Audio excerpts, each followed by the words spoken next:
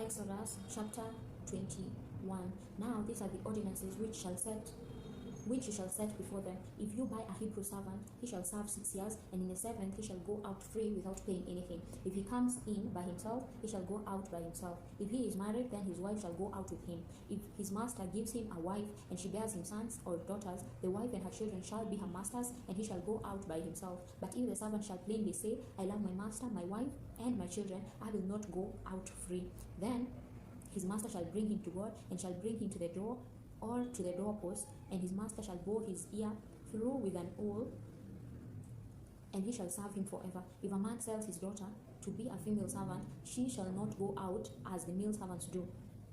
If she doesn't please her master, who has married her to himself, then he shall let her be redeemed. He shall have no right to sell her to a foreign people, since he has dealt deceitfully with her. If he marries her to his son, he shall deal with her as a daughter. If he takes another wife to himself, he shall not diminish her food, her clothing, and her marital rights. If he doesn't do these 3 things for her, she may go free without paying any money. One who strikes a man so that he dies shall surely be put to death, but not if it is unintentional, but God allows it to happen. Then I will appoint you a place where he shall flee.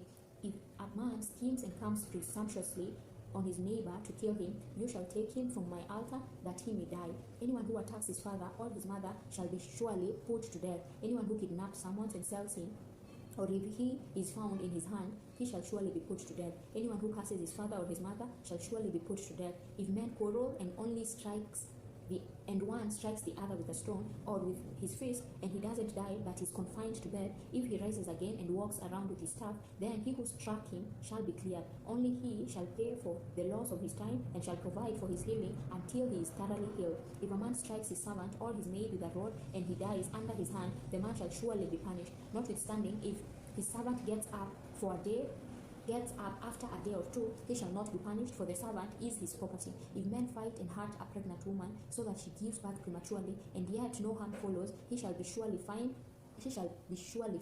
as much as the woman's husband demands and the judges allow. But if any harm follows, then you must take life for life, eye for eye, tooth for tooth, hand for hand, foot for foot, burning for burning, wound for wound, and bruise for bruise. If a man strikes his servant's eye or his maid's eye and destroys it, he shall let him go free for his eye's sake. If he strikes out his male servant's tooth or his female servant's tooth, he shall let the servant go free for his tooth's sake. If a bull goes a man or a woman to death, the bull shall surely be stoned, and its meat shall not be eaten, but the owner of the bull shall not be held responsible. But if the bull had a habit of going in the past, and this has been testified to its owner, and he has not kept it in, but it has killed a man or a woman, the bull shall be stoned, and its owner also be put to death.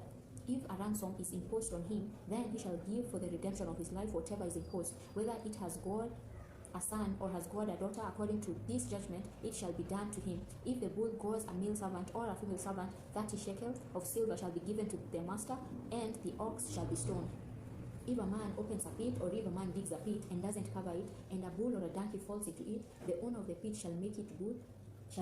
He shall give money to its owner, and the dead animal shall be his. If one man's bull injures another's so that it dies, then they shall sell the live bull and divide its price, and they shall also divide the dead animal. Or if it is known that the bull was in the habit of goring in the past, and its owner has not kept it in, he shall surely pay bull for bull, and the dead animal shall be his own.